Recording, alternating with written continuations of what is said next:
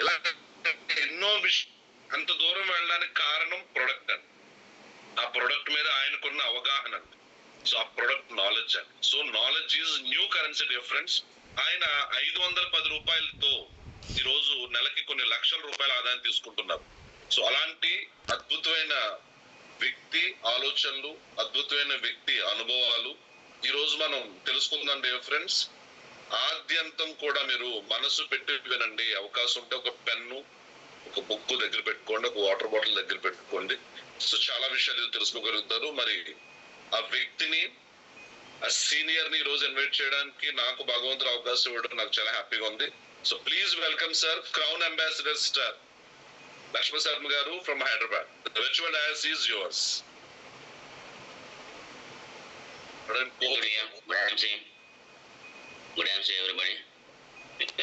Can you able to order? Yeah, perfect sir, please. Thank you. So ఈరోజు మనం ఏదైతే discussion చేసుకుంటున్నామని అది కేవలం మీ నాలెడ్జ్ని ఇంప్రూవ్ చేయడానికి తప్ప మీలో అందరితోనే డిస్కషన్ కానీ దాని మీద వాదోపవాదాలు చేయడానికి కానీ ఇంకోటి కానీ ఏమీ లేదండి. నాకున్న అనుభవం ప్లస్ నాలెడ్జ్ ఏదైతే నేను గెయిన్ చేసానో for the last about 1 decade నుంచి, అంటే 10 ఏళ్ళ నుంచి ఈ హెల్త్ ఏరియాలో ఉన్నప్పుడు, ప్లస్ ముఖ్యంగా doctor Akhtar Khan and main doctor Anand బాజ్పాయ్తో వాళ్ళతో తిరిగి నేనైతే నాలెడ్జ్ ఎక్వైర్ చేశాను అని మీకు కూడా ఆ యొక్క నాలెడ్జ్ని షేర్ చేద్దానే ఉద్దేశంతో పర్టికులర్లీ కొన్ని డిసీజెస్ మీద ఎప్పుడు నేను మాట్లాడుతూ ఉంటాను. నేను ఈరోజు కూడా కొన్ని డిసీజెస్ మీద నేను మాట్లాడుతాను అనుకున్నాను అనమాట. అండ్ పర్టికులర్లీ మిగిలిన సబ్జెక్ట్స్ అన్ని కూడా ప్రతిరోజు మీరు అందరూ మాట్లాడుతున్నారు కాబట్టి దాని గురించే మాట్లాడటం పద్ధతి కాదు. కాబట్టి సర్టెన్ డిసీజెస్ మీకు నాలెడ్జ్ ఇంప్రూవ్ చేద్దామనే ఉద్దేశంతో నేను ఈ రోజుని కొన్ని ముఖ్యంగా ఒక పర్టికులర్ డిసీజ్ మీద నేను మాట్లాడబోతున్నాను అనమాట. సో దీన్ని మీరు ప్రాక్టీస్ చేసుకునే పక్షంలో కనుక అయితేను yes we can reverse such kind of diseases కూడా అనమాట. సో ఇది చాలా పెద్ద సబ్జెక్ట్, బట్ దాన్ని కుదించి నేను రాయడం జరిగింది చాలా మటుకును. సో మనకి ఇచ్చినటువంటి టైమ్స్ కంప్లీట్ చేయాలనే పక్షంలో కనుక దాన్ని ఎంత తొందరగా అయితే నేను అంత తొందరగా నేను మీకు విపులంగా చెప్పే ప్రయత్నం చేస్తాను మీకు నేను. Okay, so the subject is,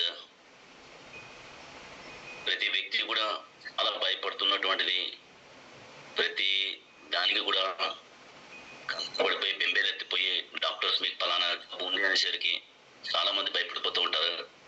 that is nothing but cancer. So ఈ రోజున క్యాన్సర్ గురించి పూర్తి అవగాహన మనం తెలుసుకుందామండి. So totally about cancer today అనమాట. ఆడిబుల్ గా ఉందా రాబర్ట్ గారు? Perfect sir, please continue. Screen కూడా కనిపిస్తుంది. Okay, thank you. ఉంటే మ్యాక్సిమైజ్ చేసేయండి. ఇట్స్ మ్యాక్సిమైజే ఉంది already. Okay okay, so cancer గురించి అండి ఈరోజు we are going to discuss about totally cancer అనమాట.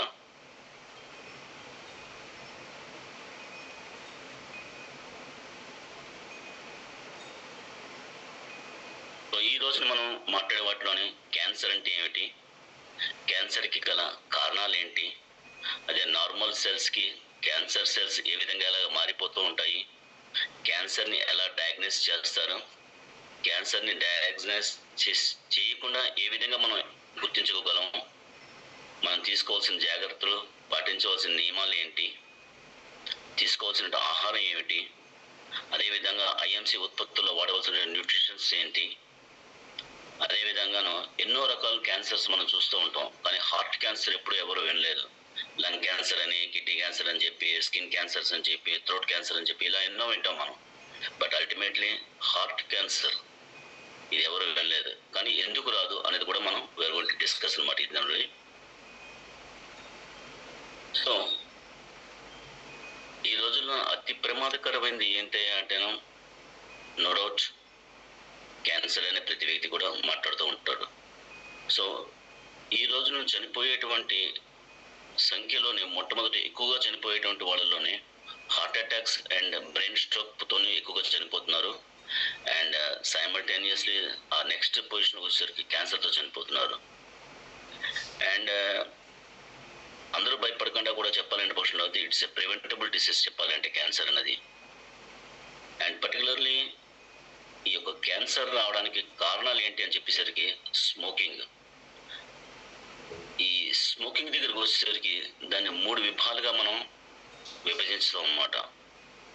పర్టికులర్లీ రెగ్యులర్గా ఈ స్మోకింగ్ చేసే వాళ్ళు ఎవరైతే ఉంటారో వాళ్ళు, అదే విధానంగాను ఈ టొబాకో నవేడేస్ ప్రతి వ్యక్తి కూడా ఈ చేతులు నలుపుకుని ప్యాకెట్లో ఓపెన్ చేసుకుని ఆ పెదాల కింద వేసుకుని లేదా నాలుగు కింద వేసుకుని చేస్తున్నటువంటి నేను దట్ ఈస్ టొబాకో చూయింగ్ అంటారు అది. And passive smoking are second hand smoking అంటారు. అంటే పక్క వ్యక్తి పొగ తాగుతున్నప్పుడు పక్కన కూర్చుంటారు చూసారా అండి, ఆ వ్యక్తి పొగ పులిసారు చూసారా అండి, ఆ పొగ మూలంగానే వచ్చేటువంటిదేనో ఈ యొక్క స్మోకింగ్ అనమాట. ఇది దాన్ని ప్యాసివ్ స్మోకింగ్ అంటారు అనమాట. సో ఈ విధంగా చేసిన వాళ్ళలో కూడా క్యాన్సర్ ఎక్కువగా వచ్చేటువంటి లక్షణాలు ఎక్కువగా ఉన్నాయి. అండ్ అదే విధానంగాను ఆల్కహాల్ ఇంటేక్ ఎవరైతే ఎక్కువగా తీసుకుంటూ ఉంటారో వాళ్ళలో కూడాను ఈ యొక్క క్యాన్సర్ వచ్చేటువంటి ఆస్కారం చాలా ఎక్కువగా ఉంటుంది. అండ్ థర్డ్ పొజిషన్ దగ్గరకు వచ్చేసరికి పొల్యూషన్. ఈ వెహికల్స్ అంటే ముందర వెళ్తున్న కార్లు అవి వెళ్తుంటాయి చూసారండి, లారీలు, వాటి నుంచి పొగ ఏదైతే వస్తున్నా కానీ దాన్ని కార్బన్ మోనాక్సైడ్ అంటారు. ఆ కార్బన్ మోనాక్సైడ్ మనం ఎక్కువగా మనం పీల్చినప్పుడు కానీ సాధారణంగా ఏమైతే 2 వీలర్స్లో ఎక్కువగా వెళ్తూ ఉంటారు, అండ్ లేకపోతే పెడెస్ట్రియన్స్ ఎక్కువగా ఉంటారు, అటువంటి వాళ్ళు ఈ యొక్క పొగను ఎక్కువగా పీల్చేటువంటి ఆస్కారం ఎక్కువగా ఉంటుంది అనమాట. అండ్ వాళ్ళల్లో కూడా వచ్చేటువంటి ఈ యొక్క ఛాన్సెస్ ఎక్కువగా ఉన్నాయి. అండ్ అదే విధంగా ఫ్యాక్టరీస్ నుంచి వాటిలోంచి ఎమిట్ అయ్యేటువంటి పాయిజనస్ గ్యాసెస్ ఉంటాయి చూసారండి, వాటి మూలం కూడా క్యాన్సర్ వచ్చేటువంటి ఆస్కారం ఎక్కువగా ఉండేది. దాని నెక్స్ట్ పొజిషన్కి వచ్చేసరికి ఫుడ్ హ్యాబిట్స్, జంక్ ఫుడ్స్. ఈ రోజుల్లోని ప్రతి వ్యక్తి కూడాను ఈ జంక్ ఫుడ్కి అలవాటు అయిపోతున్నారు. ఈ బయట దొరికేటువంటి ఆయిల్సే కానివ్వండి, తర్వాత వాళ్ళు చేసేటువంటి విధానమే కానివ్వండి, వాడేటువంటి ఇంగ్రీడియంట్సే కానివ్వండి, ప్లస్ పిజ్జాలు, బర్గర్లు, ఈ కూల్ డ్రింక్స్ ఏదైతే ఉన్నాయో దీని మూలంగా కూడా ఎక్కువగా వచ్చేటువంటి ఛాన్సెస్ ఉన్నాయి. దాని నెక్స్ట్ పొజిషన్ దగ్గరకు వచ్చేసరికి ఫిజికల్ ఎక్సర్సైజ్. లేజినెస్గా ఈ విధంగా ఏ పని చేయకుండాను నార్మల్గా ఇంట్లోనే ఉంటాడు చూసారండి, అటువంటి వాళ్ళలో కూడాను ఈ యొక్క క్యాన్సర్ వచ్చేటువంటి ఆస్కారం ఎక్కువగా ఉన్నది అనమాట. ఆ తర్వాత పొజిషన్ దగ్గరకు వచ్చేసరికి over intake of chemical based medicines ఏదైతే ఉంటాయోని ఆ యొక్క మెడిసిన్స్ ప్రభావం మూలంగాను, దాని యొక్క సైడ్ ఎఫెక్ట్స్ మూలంగాను, అంటే పర్టికులర్లీ ఎలోపతి ఇంగ్లీష్ మెడిసిన్స్ అంటే చూసారండి, ఈ మెడిసిన్స్ తీసుకోవడం మూలంగా కూడా క్యాన్సర్ వచ్చేటువంటి ఆస్కారం ఉంది. ఆ తర్వాత fasting sugar is high side. మనము వాళ్ళు పొద్దున్న లేచిన వెంటనే మనం ఫాస్టింగ్ షుగర్ చెక్ చేసుకుంటూ ఉంటాం కదా, ఆ ఫాస్టింగ్ షుగర్కి మనం రాత్రి పడుకునేటప్పుడు వచ్చే షుగర్కి కంపారిజన్ చేసినప్పుడు రెగ్యులర్గా ఎప్పుడైతే ఫాస్టింగ్ షుగర్ ఎక్కువగా షూటప్ అవుతూ ఉంటుందో అటువంటి వాళ్ళలోనే ఈ యొక్క క్యాన్సర్ వచ్చేటువంటి లక్షణాలు ఎక్కువగా ఉన్నాయి. ఆ తర్వాత నెక్స్ట్ పొజిషన్ దగ్గరకు వచ్చేసరికి ఒబెసిటీ, ఊబకాయం. వీళ్ళలోని ఈ యొక్క క్యాన్సర్ వచ్చేటువంటి ఆస్కారం ఎక్కువగాను ఉన్నది. సో ఇది మెయిన్గా చెప్పాలి అనమాట. అండ్ నెక్స్ట్ దగ్గరకు వచ్చేసరికి అసలు క్యాన్సర్ అంటే ఏంటి, దానికి కావాల్సిన మూల కారణాలు ఏంటి అని దగ్గరకు వచ్చేసరికి జస్ట్ ఇమాజిన్ అండి, ఒక మనిషి మనం పుట్టినప్పుడు ఏ విధంగా పుడుతున్నామో అనేది ఒకసారి ఆలోచించండి. స్త్రీ ఎప్పుడైతే గర్భం దాలిస్తున్నదని ఆ శరీరంలోని కేవలం ఒకే ఒక్క కణంతోనే మొదలయ్యి 1, 2గా, 2, 4గా, 4, 8గా ఇలా పెరుగుతూ కొన్ని కోట్ల కణాలుగా మారి, ఆ కోట్ల కణాలు ఏదైతే ఉందో కణజాలం అంటే టిష్యూస్గా మారి, అవయవాలుగా మారి, పరివర్తనతో శరీరంగా మారుతున్నది అన్నమాట. సో ఇది యాక్చువల్గా స్ట్రక్చర్ మనం తయారయ్యేటువంటిది. మన స్ట్రక్చర్ అంతా కూడా మొత్తం కాలి బొట్టం వేలు దగ్గర నుంచి తీసుకుని పైన వెంట్రుకల వరకు కూడాను ప్రతి ఏరియా కూడా కణాలతో నిండి ఉంటుంది అనమాట. అంటే కొన్ని కోట్ల కణాలతో తయారైనట్టు మన శరీరం అనమాట. సో మన శరీరంలో ఉండే ప్రతి కణానికి మధ్యలోని కణానికి మధ్య చూడండి, పైన మీకు ఒక ఫిగర్ ఇవ్వడం జరిగింది. ఆ మధ్యలోనే ఒక చిన్న వైట్ కలర్ లో చూస్తారండి, దట్ ఈస్ కాల్డ్ న్యూక్లియస్ అంటారు అనమాట. సో మన శరీరంలో ఉండే ప్రతి కణానికి కూడా మధ్యలోని న్యూక్లియస్ అనేటువంటిది కేంద్రంగా ఉంటుందన్నమాట. ఎలాగైతే మన శరీరంలోని బ్రెయిన్ మనకి మెదడు ఏ విధంగా అయితే మనకి కంట్రోల్ చేస్తూ ఉంటుందో మన యొక్క డైలీ రొటీన్ వర్క్స్ కానీ ఇంకోటి కానీ ప్రతిదీ కూడా, అదే విధానంగాను ఈ యొక్క కణజాలానికి ఏదైతే ఉన్నదో మధ్యలోని న్యూక్లియస్ ఉంటుందన్నమాట. ఆ న్యూక్లియస్ ఏదైతే ఉన్నదోని అది టోటల్గా ఆ యొక్క సెల్ని కంట్రోల్ చేస్తుంది అనమాట. ఈ కంట్రోల్ చేసే విధానం దగ్గరికి వచ్చేసరికి 1 minute.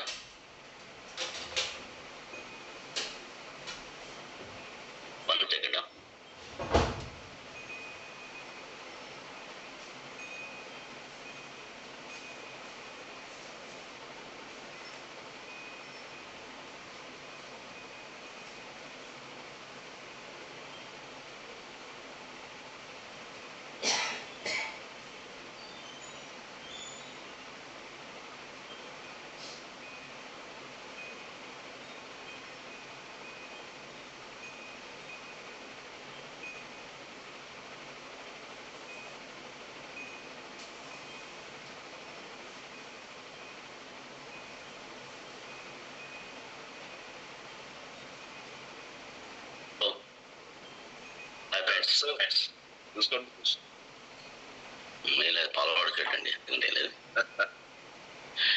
ఈ యొక్క న్యూక్లియస్ ఏదైతే ఉంటుందో అండి, ఆ న్యూక్లియస్ లో ప్రతి కణాన్ని కూడా ఏ విధంగా అయితే ఎదగాలి, ఎంతవరకు ఎదగాలి, ఎప్పుడు మ్యూటేషన్ అంటేనా 1కి 2గా 2కు 4గా ఏదైతే విభజించబడుతుందో దాన్ని మ్యూటేషన్ అంటారు అనమాట. సో అదే విధంగా న్యూక్లియస్ లో అనేది ప్రతి కణం కూడా ఏ విధంగా ఎదగాలి, ఎంతవరకు ఎదగాలి, ఎప్పుడు మ్యూటేషన్ అవ్వాలి అనేది మొత్తం కంట్రోల్ చేసేది ఏంటి అంటేనా ఆ సెంటర్లో ఉండేటువంటి ఆ న్యూక్లియస్ మాత్రమే అనమాట. సో న్యూక్లియస్ కి ఉన్నట్టు ఇంకొక గుణం ఏదైతే ఉందో అని డిఎన్ఏ, ఈ డిఎన్ఏ సమాచారాన్ని కూడా ఇది స్టోర్ చేసుకోగలుగుతుంది అనమాట. అండ్ మరియు ఈ కణ విభజన సమయంలోని ఈ డిఎన్ఏ ఏదైతే ఉన్నదోని సరైన పద్ధతిలోని రెండింటికి కూడాను విభజిస్తుంది అనమాట. డిఎన్ఏ ఏదైతే ఉన్నదో ఆ యొక్క యాసిడ్ ఏదైతే డిఎన్ఏ యాసిడ్ ఏదైతే ఉందో రెండింటికి కూడా సమానంగా పార్టిసిపేట్ అయ్యేట్టుగా చూసుకుంటుంది అనమాట. సో న్యూక్లియస్ యొక్క పని తీరు ఈ విధంగా ఉంటుంది అనమాట. అంటే ప్రతి కణంలో న్యూక్లియస్ ఏదైతే ఉందో ఆ న్యూక్లియస్ ఈ విధంగా మనకి ఆ యొక్క కణం యొక్క పనిచేసే విధానం అండ్ డిఎన్ఏని ఏ విధంగా సప్లై చేయాలని మొత్తం అంతా కంట్రోల్ చేసేందుకు న్యూక్లియస్ అనమాట. సో ఈ కణాలు 1కి 2గా మారుతూ ఉంటాయి. ఇందాక చెప్పాను కదా మ్యూటేషన్ అంటే నేను. సో ఈ కణాలు 1కి 2గా మారుతూ ఉన్నప్పుడు ఉదాహరణకి డిఎన్ఏ యొక్క బుక్ అనుకున్న పక్షంలో అయితే ఇందులో ఉన్నటువంటి జీన్స్ ఏదైతే ఉందనే అందులో ఒక చిన్న చాప్టర్ మాత్రమే. సో మన శరీరంలో ఉండే ప్రతి కణం కూడా ఈ జీన్స్ నే ఫాలో అవుతూ ఉంటాయి అనమాట. సో జీన్స్ ఎలాగ మనకి చెప్పాలని పక్షంలో అయితే ఆ జీన్స్ ప్రకారంగా అవుతుంది. ఈ జీన్స్ లని కంట్రోల్ చేసేది డిఎన్ఏ మళ్ళీ కంట్రోల్ చేసేది న్యూక్లియస్ అనమాట ఇక్కడ. ఓకే, సో ఇది అర్థమవుతున్నదండి ఇక్కడ మనకి. హలో, అర్థమవుతుంది sir. Please start share difference. Okay,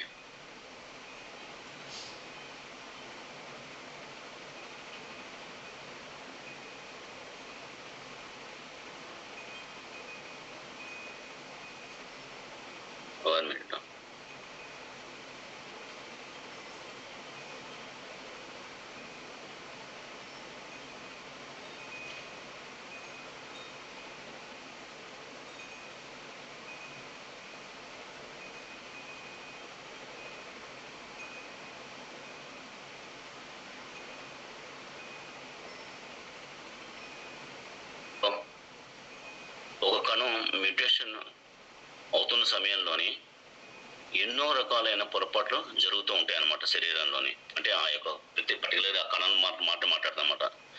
so ఈ పొరపాట్ల మూలంగా చాలా మట్టుగా మనకి మంచి జరుగుతూ ఉంటుందన్నమాట. సో ఈ యొక్క మంచి జరుగుతున్నప్పుడు కొన్ని సమయాల్లోనే వద్ద కొన్ని పొరపాట్లు కూడా మనకి కలిగిస్తూ ఉంటాయి అన్నమాట. ఈ యొక్క సెల్స్ ఏదైతే ఉంటాయని ఈ ఎప్పుడు మ్యూటేషన్ అయ్యే సమయంలోని సాధారణంగా ఈ మ్యూటేషన్ అయ్యే టైంలోని చాలా మటుకు అప్రాక్సిమేట్లీ చెప్పాలంటే 1 lakh పైన మిస్టేక్స్ అవుతూ ఉంటాయి. ఈ 1 lakh పైన మిస్టేక్స్ లో కూడాను చాలా మటుకు కూడాను మనకి మంచి జరుగుతుంది. కానీ కొన్ని చెడు ప్రభావాలు కూడా చోటు చేసుకుంటూ ఉంటాయి అన్నమాట. కానీ బాడీ యొక్క మెకానిజం చెప్పాలి అనేటువంటి పక్షంలో కనుక అయితేనో, ఏ సెల్ అయితేనో ఈ చెడు ప్రభావాన్ని కలిగిందో అని దాన్ని వాటంతట అవే రిపేర్ చేసుకోగలుగుతాయి. ఎప్పుడైతే రిపేర్ చేసుకోలేవు అని అవి ఆటోమేటిక్గా స్వతహాగా ఆత్మహత్య చేసేసుకుంటాయి, అంటే సూసైడ్ చేసేసుకుంటాయి అన్నమాట ఇవి. సో ఇది మెయిన్గా ఆ యొక్క మ్యూటేషన్ అయ్యే టైంలో జరిగేటువంటి ప్రక్రియ ఇది. కానీ కొన్నిసార్లు ఏమవుతుందంటేను, ఈ సెల్స్ రిపేర్ చేసుకోక ముందరే మ్యూటేషన్ అయిపోతూ ఉంటాయి. That is the main thing. ఇక్కడ మనం చాలా అర్థం చేసుకోండి. మళ్ళీ ఈ యొక్క సెల్స్ ఏదైతే ఉంటాయో అని, సెల్స్ మ్యూటేషన్ అయ్యే టైంలోని కొన్ని మిస్టేక్స్ జరుగుతాయి. ఈ మిస్టేక్స్ మూలంగాను మన శరీరంలో చాలా మటుకు మంచి జరుగుతుంది, కానీ కొన్ని చెడు ప్రభావాలు చూపిస్తాయి అన్నమాట. కానీ ఆ యొక్క సెల్ ఏదైతే ఉందో అని ఈ చెడు ప్రభావం ఉందని చెప్పి గ్రహించుకుని వెంటనే దానికే రిపేర్ చేసుకుంటుంది అన్నమాట. ఒకవేళ రిపేర్ చేసుకోలేని పక్షంలో కనుక అయితేనో వెంటనే అది ఆత్మహత్య చేసుకుని చనిపోతుంది అన్నమాట, ఇమ్మీడియట్గా చనిపోతుంది అన్నమాట అది. కానీ ఇటువంటి సందర్భాలన్నీ కొన్ని సెల్స్ మాత్రం ఏమవుతాయంటేనో రిపేర్ చేసుకోక ముందరే కూడాను మ్యూటేషన్ జరిగిపోతూ ఉంటాయి అన్నమాట. ఇటువంటి మ్యూటేషన్ జరిగినటువంటి సెల్స్ చాలా చాలా చాలా చాలా అగ్రెసివ్గా ఉంటాయి అన్నమాట. వీటికి రిపేర్ చేసుకునే గుణం కోల్పోతాయి, అండ్ అదే విధానంగాను ఆత్మహత్య చేసుకునేటువంటి గుణాన్ని కూడా కోల్పోతుంది అన్నమాట అది. సో ఇటువంటి కణాలే మనకి ట్యూమర్ సెల్స్గా మారుతాయి మనకి అది. వాట్ ఇట్ అర్థమైందండి ఇక్కడ మీరు?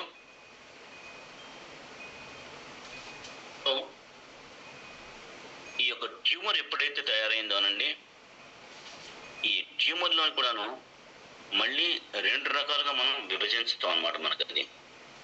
Benin tumour. ఈ బెనిన్ ట్యూమర్ ఏదైతే ఉన్నదో అని that gross very very very slowly అనమాట. దీని మూలంగా మనకి ఎటువంటి హాని జరగదు మనకు అది.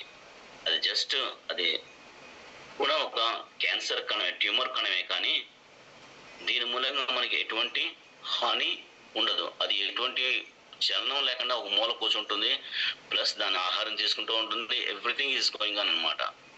కానీ మెలిగ్నెంట్ ట్యూమర్ ఏదైతే ఉన్నదో అని ఇట్స్ వెరీ డేంజరస్ అనమాట మనకి. ఇట్స్ నార్మల్గా ఉన్న సెల్స్లోని డివైడ్ అయ్యి uncontrollably and destroys the body tissues అంటే కూడా పాడు చేస్తూ ఉంటుంది అనమాట. ఈ ట్యూమర్ సెల్ ఏదైతే ఉన్నదో మెలిగ్నెంట్ ట్యూమర్ అంటారు దీన్ని. ఈ మెలిగ్నెంట్ ట్యూమర్ ఏదైతే ఉన్నదో దాని యొక్క పరివర్తన కూడాను విపరీతంగా చాలా స్పీడ్గా జరిగిపోతూ ఉంటుంది, అండ్ పక్కన ఉన్నటువంటి నార్మల్ సెల్స్ కూడా ఇవి పాడు చేస్తూ ఉంటాయి, అండ్ అదేవిధంగా మనకు టిష్యూస్ కానీ ఆర్గాన్స్ని కానీ ఇవి పాడు చేస్తూ ఉంటాయి అన్నమాట. So this is called malignant tumour. దీని మూలంగానే మనకి రాబోయేటువంటి పరిణామాలన్నీ కూడాను మనం ఫేస్ చేస్తూ ఉంటాం. మెలిగ్నెంట్ ట్యూమర్ అంటారు దీన్ని అనమాట.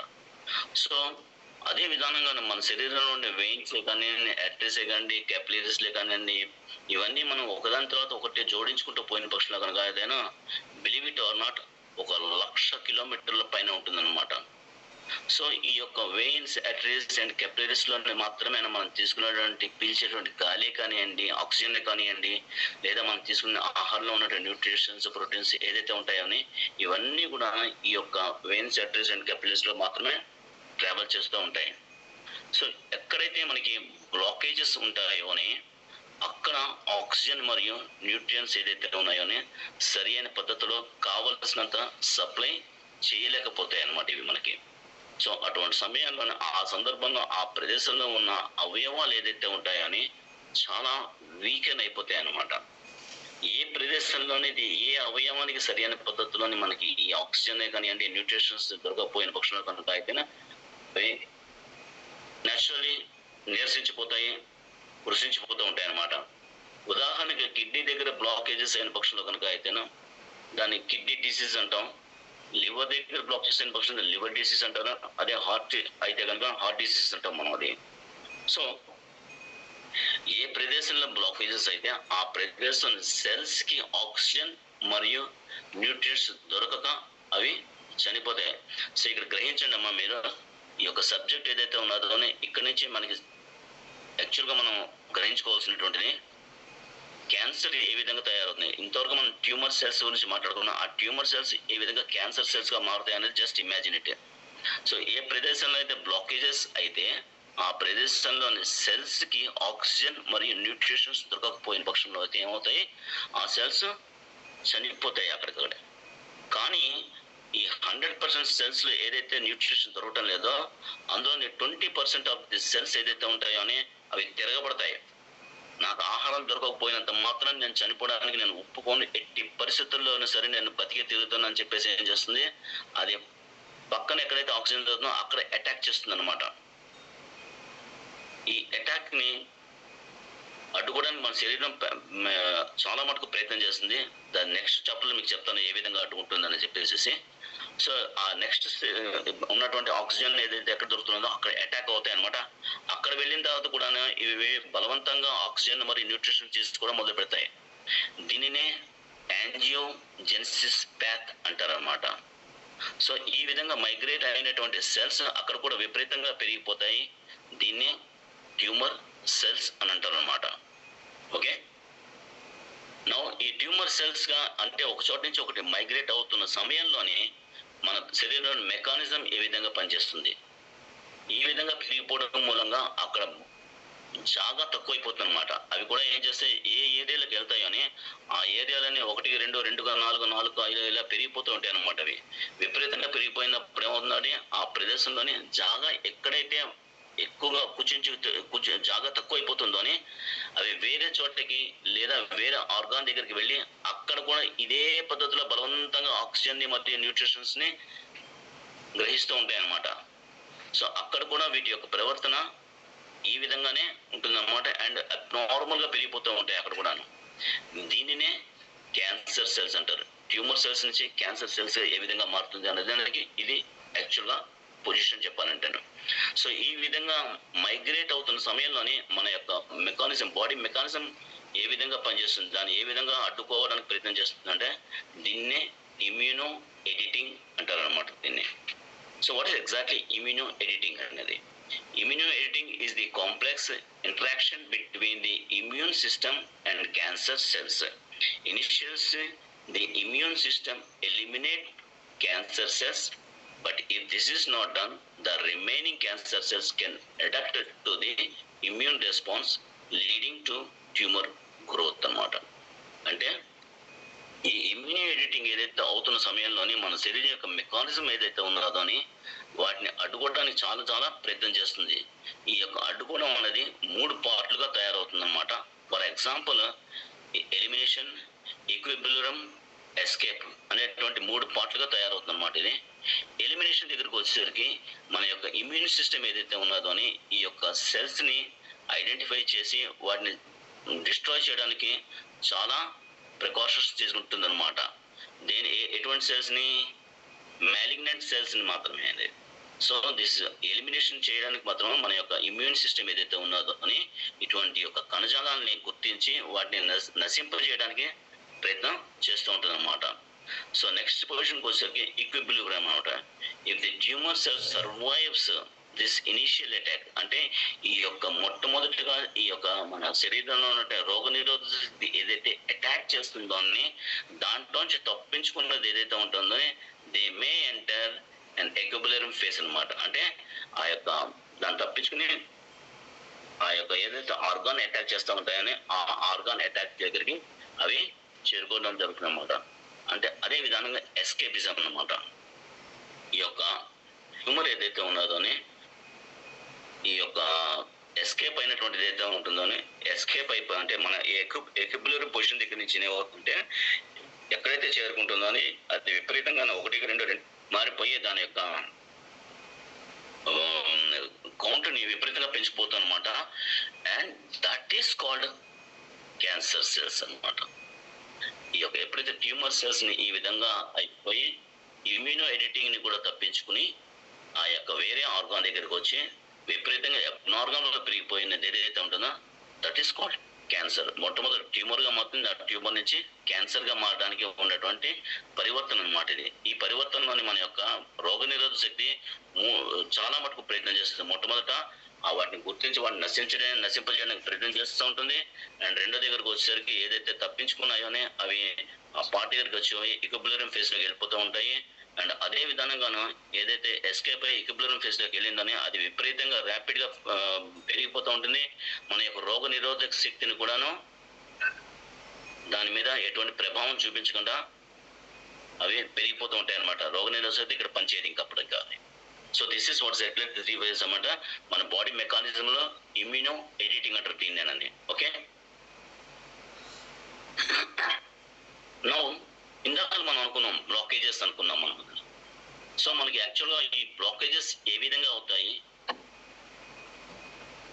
ఆ బ్లాకేజెస్ ని మనం ఏ విధంగా గుర్తించగలం అనేది మనం ఆలోచిద్దాం. సో మన శరీరంలో ఇందాక మనం చెప్పినటువంటి వెయిన్స్, ఆర్టరీస్, కెపిలరీస్ ఏదైతే ఉన్నాయో వాటిలోని మధ్యలోని ఒక కనపడినటువంటి ఒక పొర ఉంటుంది. లోపల ప్రతి గుట్టంలో కూడాను దానికి ఒక కనపడిన ఒక పొర ఉంటుంది. దాట్స్ కాల్డ్ ఎండోథీలియం లేయర్ అంటారు దాన్ని. So it is a monolayer of endothelium cells. ఈ యొక్క ఎండోథీలియం లేయర్ లోంచి ఎండోథీలియం సెల్స్ ని ఉద్భవిస్తూ ఉంటాయి అన్నమాట అవి. సో ఈ మన శరీరంలోని ఈ యొక్క బ్లడ్ కానీ మన శరీరంలో ఉన్నటువంటి రక్తంతో పాటును ప్రయాణం చేసేటువంటి ఈ యొక్క ఆక్సిజన్, న్యూట్రిన్స్ అన్ని కూడాను దీనికి తగులుతూనే వెళ్తూ ఉంటాయి. ఇందులో నుంచి మనకి బ్లడ్ వెజల్స్ ఉత్పత్తి అవుతాయి అన్నమాట. ఈ బ్లడ్ వెజల్స్ ఉత్పత్తి అవడానికి గల కారణం ఏంటంటే ముఖ్యంగాను అందులోని ఉత్పత్తి అయ్యేటువంటి ఒక టైనీ గ్యాస్ అనొచ్చు మనం దీన్ని. That is called nothing but nitric oxide. Nitrogen plus oxygen is a NO2 is equal to NO2 అనమాట. N plus O2 is equal to nitrogen plus O2 oxygen is equal to nitric oxide చెప్పాలంటే. So ఈ nitric oxide is the main role గా చెప్పాలనే పక్షంలో కనుక అయితే ఈ blockages ఏదైతే ఉంటాయో ఈ నైట్రిక్ ఆక్సైడ్ ఎప్పుడైతే ప్రొడక్షన్ ఆ యొక్క ఈ నరాల్లో ఎక్కడైతే మనకి దెబ్బ తింటూ ఉంటాయి, ఈ దెబ్బ ఏ విధంగా తిరుగుతుంది అనేదాన్ని చెప్పిన పక్షంలో కనుక అయితేనా ఇంకా మీకు చెప్పాలనే పక్షం ఆర్థరైటిస్ అండ్ వెయిన్స్ ఆల్సో ఉన్నటువంటి ఏం రోల్ ఏంటంటేనా, ఆర్థరైటిస్ లో ఏమవుతుందంటే ఈ carries blood from the heart to entire body. అంటే ఈ ఆర్థరైటిస్ ఏదైతే ఉన్నాయో గుండె దగ్గర నుంచి కూడా మన శరీరంలోని మొత్తం అన్ని భాగాలకి కూడా రక్తాన్ని సరఫరా చేస్తూ ఉంటాయి అన్నమాట. వెయిన్స్ దగ్గరకు వచ్చేసరికి మన ఈ యొక్క శరీరంలోని పాడైపోయినటువంటి ఈ యొక్క బ్లడ్ ఏదైతే ఉందో మళ్ళీ హార్ట్ దగ్గర తీసుకొచ్చేటువంటి ప్రక్రియ చేసేటువంటి వెయిన్స్ అన్నమాట. అండ్ ఈ యొక్క కెపిలరీస్ ఏదైతే ఉన్నాయో it's a very smallest blood vessels అనమాట, connect to arteries and veins. ఇక్కడ పక్కన ఫిగర్ లో చూపించాను చూడండి మీకు, అది ఆ విధంగా కనెక్ట్ అయ్యి ఉంటాయి అనమాట అది వెనుక. సో అండ్ అదే విధంగా the blood flows in the arteries will be 100 times faster. So arteries లోని ఈ యొక్క బ్లడ్ ఫ్లో ఏదైతే ఉన్నదో వెయిన్స్ లో కంపారిజన్ చేసినప్పుడు 100 times చాలా స్పీడ్ గా ఉంటుంది అనమాట ఈ ఆర్టరీస్ లోని when compare to the veins దగ్గరకు వచ్చేసరికి. సో అటువంటి టైంలో ఏమవుతుందంటే మన శరీరంలో ఈ రక్తంతో పాటు ఎన్నో రకాలైన జెర్మ్స్ కూడా మనకి ఈ యొక్క రక్తంతో పాటు ట్రావెల్ చేస్తూ ఉంటాయి. సో ఇటువంటి ట్రావెల్ చేస్తున్న సమయంలో జస్ట్ ఇమాజిన్ అది స్లోగా వెళ్తున్న దానికి ఎక్కువగాను డ్యామేజ్ అవుతుందా, లేదా ఫాస్ట్గా వెళ్ళే చోట డ్యామేజ్ ఎక్కువ అవుతుందా అంటేనా ఖచ్చితంగా వెరీ ఫాస్ట్గా వెళ్ళేటువంటి ఏరియా ఏదైతే ఉన్నదో ఆ ఏరియాలోనే మనకి డ్యామేజెస్ ఎక్కువగా కనపడుతూ ఉంటాయి అన్నమాట. సో ఇటువంటి సమయంలోనే ఈ యొక్క ఆర్టరీస్లోనే ఏమవుతుందంటే ఈ యొక్క స్పీడ్కి కొన్ని ఏరియాల్లోని ఈ యొక్క ఎండోథీలియం లేయర్ ఏదైతే ఉన్నదో అది కొంచెం రప్చర్ అవుతూ ఉంటుంది అన్నమాట. అంటే ఆ పొర కొంచెం పాడైపోతుంది అన్నమాట. ఎక్కడైతే ఈ ఎండోథీలియం లేయర్ పాడైపోతూ ఉంటుందని అందులో నుంచి ఈ NO2 నైట్రిక్ ఆక్సైడ్ అనేటువంటి ఈ యొక్క గ్యాస్ ఉత్పత్తి అవ్వదన్నమాట. సో ఎక్కడైతే ఈ యొక్క నైట్రిక్ ఆక్సైడ్ గ్యాస్ ఉత్పత్తి అవ్వదోని అక్కడికి ఈ రక్తంతో పాటు ట్రావెల్ చేస్తున్నటువంటి జెర్మ్స్ ఉంటాయి కదా, ఆ జెర్మ్స్ అక్కడ స్టాగ్నేట్ అయిపోతాయి అన్నమాట. ఎక్కడైతే ఆ యొక్క నైట్రిక్ ఆక్సైడ్ ప్రొడక్షన్ అవ్వలేదో అక్కడికి జెర్మ్స్ వచ్చేసి అక్కడ స్టాగ్నేట్ అయిపోవడం మూలంగాను మన శరీరంలోని అందరూ భయపడుతున్నారు ఈ యొక్క కొలెస్ట్రాల్ చూడండి, ఆ కొలెస్ట్రాల్స్ అప్పుడు నిద్ర లేచి ఈ యొక్క జెర్మ్స్ ఏదైతే ఉన్నాయోని ఆ జెర్మ్స్ ని తీసేసి మళ్ళీ నైట్రిక్ ఆక్సైడ్ ప్రొడక్షన్ వచ్చేటట్టుగా మనం దాని యొక్క లేయర్ ని మళ్ళీ శుభ్రం చేయడం కోసం అని చెప్పేసి ఆ యొక్క కొలెస్ట్రాల్ ఏమవుతుందంటేనో ఆ యొక్క ఎండోథీలియం ఎక్కడైతే పొర ఊడిపోయిందో ఆ ఏరియాకి వచ్చి అది ఈ యొక్క జెర్మ్స్ ని పంపించడానికి ప్రయత్నం చేస్తూ ఉంటుంది అనమాట. కానీ అదే సమయంలో కనుకను మనిషి ఏదైనా చిన్న ఇన్ఫెక్షన్ రావడం కానీ జ్వరం రావడం కానీ ఇటువంటి అయిన పక్షంలో కనుక అయితేనో ఈ యొక్క కొలెస్ట్రాల్ వీకెన్ అయిపోతుంది. జెర్మ్స్ ఆ యొక్క కొలెస్ట్రాల్ మీద విజయాన్ని సాధిస్తాయి అన్నమాట. సో దేనిపై ఏమవుతుంది, ఆ కొలెస్ట్రాల్ అక్కడే దాని యొక్క ఫలితాన్ని పోగొట్టుకుని అక్కడ స్టాగ్నేట్ అయిపోతుంది. సో ఈ విధంగా స్టాగ్నేట్ అయినటువంటి యొక్క కొలెస్ట్రాల్ ఏదైతే ఉండాలోని దట్ ఈస్ కాల్డ్ బ్లాకేజెస్ అన్నమాట. ఆ ఏరియాలోనే మనకి ఇంకా నైట్రిక్ ఆక్సైడ్ ప్రొడక్షన్ అవ్వదు. So this is watts exactly ఈ విధంగా ఇందాక మీరు చెప్పినటువంటిది ఏదైతే ఉన్నదోని ఈ విధంగా ట్రావెల్ చేస్తున్నప్పుడు పైన దాంట్లో నుంచి ఈ యొక్క ఎండోథీలియం లేయర్ ఏదైతే ఉన్నదోని ఆ లేయర్ మనకి పాడవుతున్నది. అండ్ అదే విధానంగానే ఈ యొక్క కొలెస్ట్రాల్ వస్తున్నది, కొలెస్ట్రాల్ రిపేర్ చేయడానికి ప్రయత్నం చేస్తున్నది. బట్ అల్టిమేట్లీ ఆ కొలెస్ట్రాల్ ఏదైతే ఉన్నదోని ఆ జెర్మ్స్ తో ఓడిపోయి ఆ యొక్క ఎక్కడైతే ఈ ఎండోథీలియం లేయర్ పాడైపోయిందోనో నైట్రిక్ ఆక్సైడ్ ప్రొడక్షన్ ఏదైతే ఎక్కడైతే పోయిందోని ఆ ఏరియాలో అది బ్లాక్ అయిపోతుంది అనమాట. దట్ ఈస్ కాల్డ్ బ్లాకేజెస్ అనమాట. సో అప్పుడు ఏమవుతున్నది చూడండి, ఈ ఫిగర్ లోని అడుగుని ఉన్నటువంటి దాని చోట అది ఒక ఆ గొట్టం చాలా చిన్నదిగా అయిపోయింది. అందులోంచి సప్లై ఏదైతే అవుతున్నదో చాలా మీగర్ గా వెళ్తున్నది. సో అటువంటి సమయంలో ఏమవుతున్నది, ఆక్సిజన్ కానీ లేదా న్యూట్రిషన్స్ కానీ మిగిలిన ప్రొడ్యూస్ కానీ సరైన పద్ధతిలో మనకి అక్కడ సప్లై అవటం లేదనమాట. So this is called blockages. Hope that మీకు అందరికీ అర్థమవుతుంది అనుకుంటాను. అటువంటి సమయంలో ఈ క్యాన్సర్ సెల్స్ ఏదైతే తయారైతే ఉంటాయని ఇందులో ఎన్నో రకాల క్యాన్సర్ సెల్స్ ఉన్నాయండి. క్యాన్సర్స్ ని మనం దానికి పర్టికులర్ కొన్ని పేర్లు పెట్టి పిలుస్తూ ఉంటారు అవన్నీ. సో అన్ని రాయడానికి నాకు టైం దొరకలేదు. అన్ని మనం చెప్పాలంటే కన్ఫ్యూజన్ అవుతారు కాబట్టి మెయిన్ గా కొన్నిటి గురించి నేను మాట్లాడుతుంటాను. Carcinoma is nothing but it's a cancer కి పర్యాయపదం అని చెప్పుకోవచ్చు. కార్సినోమా అండ్ పర్టికులర్లీ ఇది ఎపిథీలియల్ టిష్యూ లైన్స్ అంటే మన యొక్క శరీరం అవయవాలు ఏదైతే ఉంటాయో అని ఆ అవయవాలకి పొర ఏదైతే ఉంటుందో అని ఆ పొర మీద వచ్చేటువంటి క్యాన్సర్స్ ని ఏదైతే అంటే లైనింగ్స్ అంటాం మనం వాటిని, ఆ లైనింగ్స్ మీద వచ్చేటువంటి ఆ యొక్క టిష్యూస్ ఏదైతే ఉంటే ఆ టిష్యూస్ మీద లైనింగ్స్ అంటాం కాబట్టి ఆ లైనింగ్స్ మీద వచ్చేటువంటి క్యాన్సర్ ని కార్సినోమా అంటాం మనం అది. అండ్ అదే మీద సార్కోమా అనే దగ్గరకు వచ్చేసరికి బోన్స్ మీద వచ్చేటువంటి క్యాన్సర్ ని మనం కార్సినోమా అంటాం, మనం అది సార్కోమా అంటాం. అండ్ అదే విధానంగా కార్సినోమా మౌత్ క్యాన్సర్ అని కూడా, మౌత్ సెల్స్ మీద వచ్చినటువంటి క్యాన్సర్ కార్సినోమాలని మన రకరకాలు అనమాట. కార్సినోమా మౌత్ సెల్స్ అంటాం అనమాట.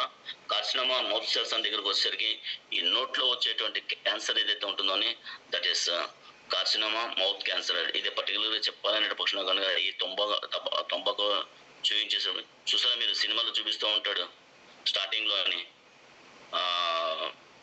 లేడీ 2 గాజులు అమ్ముకున్నాను అని చెప్పి టొబాకో మూలంగాను. So these are all carcinoma mouth cell cancers అంటారు అన్నమాట ఇవి. అండ్ పర్టికులర్లీ మౌత్ లోపల ఉన్నటువంటి టిష్యూ స్కిన్ ఏదైతే ఉందో దాని మీద వచ్చేటువంటి ఈ యొక్క క్యాన్సర్ అనమాట అది. అండ్ అదే విధంగా ద నెక్స్ట్ స్టేజ్కి వచ్చేసరికి లింఫోసిస్ ఆర్ లుకేమియా, ఇవి బ్లడ్ క్యాన్సర్స్ అన్నమాట ఇవి.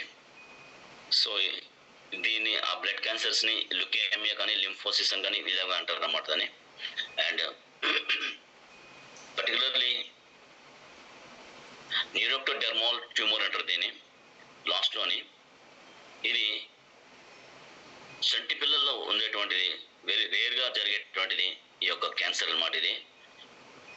ఎప్పుడైతే మన శరీరం కొన్ని కణజనాలతోని మన శరీరం తయారవుతుందో, ఏదైతే కొన్ని మిగిలిపోయాయని ఆ యొక్క మిగిలిపోయిన సెల్సేనో మనకి ఈ యొక్క న్యూరోక్టోడెర్మల్ ట్యూమర్ గా మారేటువంటి ఆస్కారం ఉన్నదన్నమాట. ఇవి కేవలం చంటి పిల్లల్లోనే మనకి ఎక్కువగా కనిపిస్తూ ఉంటుంది. ఇట్స్ వెరీ వెరీ రేర్గా జరిగేటువంటి ఈ యొక్క క్యాన్సర్ అనమాట ఇది. సో ఇది కేవలం మీ యొక్క పరిజ్ఞానం కోసం మాత్రమే నేను ఇక్కడ మీకు ఇస్తున్నాను. ఇక్కడ నేను carcinoma actually it's a skin disease మీద చెప్పాలి. కార్సినోమా అంటే క్యాన్సరే, బట్ అల్టిమేట్లీ టిష్యూస్ మీద వచ్చేటువంటిది అన్నమాట. టిష్యూస్ స్కిన్ అడుగున ఉంటే టిష్యూస్ మీద కూడా వచ్చేటువంటి క్యాన్సర్ కూడా స్కిన్ డిసీజ్ అంటాం మనం. సో ఈ విధంగా మౌత్ క్యాన్సర్ అయితే మౌత్ సెల్ క్యాన్సర్ అంటాం, స్కిన్ సెల్ క్యాన్సర్స్ అంటాం అనమాట. So this is all carcinoma అంటాం. సార్కోమా దగ్గరికి వస్తే బోన్ ఆర్ ఆర్థరైటిస్ క్యాన్సర్స్ అంటాం మనది. లింఫో ఆర్ లుకేమియా దగ్గరికి వస్తే బ్లడ్ క్యాన్సర్ అది. అండ్ న్యూరోరెక్టోటర్మల్ ట్యూమర్ అనే దగ్గరికి వచ్చేసరికి శిశువుల్లో వచ్చేటువంటి పుట్టేటప్పుడు వచ్చేటువంటి క్యాన్సర్ని ఆ విధంగా మనం విభజించుకోవచ్చు అనమాట మనది. అండ్ నౌ దీన్ని డయాలసిస్ చేసే దగ్గరకు వచ్చేసరికండి ఎన్నో రకాల డయాలసిస్ ఉన్నాయని చెప్పేసి, బట్ అందులోని ఈ రోజున ప్రాముఖ్యంగా ఎక్కువగా చేసుకున్నటువంటి బయాప్సీ అనమాట. అండ్ నెక్స్ట్ దగ్గరికి పెట్ డయాలసిస్ అంటారు. అండ్ దెన్ మెమోగ్రామ్ దగ్గర మెమోగ్రామ్ బట్ లేదండి, సారీ మెమోగ్రామ్ అది, బట్ అనేది వేరేగా ఇంకో ఏదో రాయిపోయిన మళ్ళీ ఇంకా ఎక్కువ అయిపోతుంది కట్ చేయడం మూలంగా నా చేశాను నేను. సో బయాప్సీ టెస్ట్ ఎక్కువగా ఇప్పుడు పరిగణలోకి తీసుకుంటున్నారు ఎక్కువగాను. దాని నెక్స్ట్ దగ్గరకు వచ్చేసరికి పెట్ అనేది ఉన్నది. అండ్ దెన్ మెమోగ్రామ్ దగ్గరకు వచ్చేసరికి లేడీస్లో బ్రెస్ట్ క్యాన్సర్స్ ఏదైతే ఉంటాయో దాన్ని ఐడెంటిఫై చేయడానికి మెమోగ్రామ్ చూస్తారనమాట. అండ్ ఇది కాక సిటీ స్కాన్స్ అని చెప్పి వేరే రకరకాల చాలా ఉన్నాయన్నమాట. బట్ అల్టిమేట్లీ దానికి ఎక్కువగా ప్రాముఖ్యత చెందినటువంటిది బయాప్సీ అండ్ మెమోగ్రామ్ అనమాట చెప్పాలన్నమాట. సో ఈ బయాప్సీ టెస్ట్ దగ్గరకు వచ్చేసరికి వాళ్ళు చేసేటువంటి ప్రక్రియ ఏంటి అనే దగ్గరికి వచ్చేసరికి చేస్తారండి. సింపుల్గా వాళ్ళు ఎక్కడైతే వాళ్ళకి అనుమానం వచ్చిందని ఆ యొక్క ఏరియాలో చిన్న పిసరు కట్ చేసుకుంటారో, ఆ కట్ చేసుకున్నది పెథాలజిస్ట్ ఎవరైతే ఉంటారో అని వాళ్ళు దాన్ని క్షుణ్ణంగా పరీక్ష చేస్తారు. పరీక్ష దేని మీద చేస్తారా అంటేను సెల్స్ మీద పరీక్షిస్తారన్నమాట. చెప్పాలంటే పక్షుల దేని కాను ఈ యొక్క normal cell and as well as ఈ యొక్క క్యాన్సర్ సెల్ రెండు ఒకలాగే ఉంటాయి. యూ కెనాట్ ఐడెంటిఫై ఇట్, సిమిలర్గానే ఉంటాయి, యూ కెనాట్ డిస్టింగ్విష్ అనమాట. సో అటువంటి సమయాల్లోనే ఆశ్చర్యకరమైన విషయం అంటే దాన్ని ఏ విధంగా ఐడెంటిఫై చేస్తారు అని దగ్గరికి వచ్చేసరికి మాత్రం మనం రియలీ సర్ప్రైజింగ్గా చెప్పాలనే పక్షంలో కనుక అయితేను వాళ్ళు సింపుల్గా మనం వాళ్ళు చూసేటువంటిది ఏంటి అంటేను ఏ సెల్లోనైతేను ఎక్కువగా షుగర్ కంటెంట్స్ ఉన్నాయో అని దాన్ని బట్టి బేస్ చేసుకునే వాళ్ళు ఇందులోని మన క్యాన్సర్కి గుణం ఉందా లేదా అన్నదే వాళ్ళు ఐడెంటిఫై చేస్తారు సింపుల్గా చెప్పాలండి పక్షంలో కనుక అయితే. So that's watts exactly biopsy test. Biopsy test మూలంగా ఏమవుతున్నది, ఎప్పుడైతే మీరు కట్ చేసుకుంటూ ఉంటారో అని అక్కడ ఆ ఏరియాలో కనుకను మనకి క్యాన్సర్ సెల్స్ కనుక ఉన్న పక్షులు కనుక అయితే again that will spread again some other place. Biopsy test మూలంగానే అవుతున్నది ఆ యొక్క కణం ఏదైతే ఉన్నదో అని ఇంకా ఉధృతంగా పరివర్తన చెంది ఇంకా పరిమాణాలను పెంచుకోవడానికి ఎక్కువగా తయారవుతున్నది యాక్చువల్గా బయాప్సీ టెస్ట్ మూలంగానే. బయాప్సీ టెస్ట్ తెలంగాణ సెల్స్ అన్ని ఒకలాగే ఉంటాయి కాబట్టి they cannot identify which is the cancer cell, which is the normal cell or healthy cell అనేది ఐడెంటిఫై చేయలేరు వాళ్ళు అక్కడ. But only the thing is వాళ్ళ అందులో ఉన్నది లేని అని దగ్గరికి వచ్చి చెప్పేసరికి ఏ కణం అయితే ఎక్కువగానో ఈ యొక్క న్యూట్రిషన్స్ ని ఎక్కువగా అబ్జర్వ్ చేసుకుంటే న్యూట్రిషన్ బట్టి మన తినేటువంటి ఆహారం గ్లూకోజ్ గా మారుతుంది కాబట్టి ఎక్కువగా షుగర్ ఎక్కడైతే కంటెంట్స్ ఉంటాయో అని దాన్ని బేస్ చేసుకుని when compare to the healthy cells కి దీనికి కంపారిజన్ చేసినప్పుడు ఎప్పుడైతే ఈ యొక్క షుగర్ కంటెంట్స్ ఎక్కువగా ఉంటాయో అని బేస్డ్ ఆన్ దట్ వాళ్ళు ఏం చేస్తారంటే ఎస్ ఈ వ్యక్తి క్యాన్సర్ ఉందని చెప్తారు వాళ్ళు. So this is what exactly the biopsy test. Mammogram test దగ్గరికి వస్తారు ఇట్స్ వెరీ పెయిన్ఫుల్ అనమాట. దే విల్ ప్రెస్ ఇట్ యాక్చువల్గాను. ఇక బ్రెస్ట్ ఏదైతే ఉందో ప్రెస్ చేసుకుని దాన్ని బేస్ చేసుకుని వాళ్ళు ఐడెంటిఫై చేస్తారు యాక్చువల్గాను. అండ్ వేరస్ ఇవన్నీ కూడా చాలా భయంకరమైన నొప్పి కలిగించేటువంటి టెస్ట్లు ఇవన్నీ కూడా అనమాట.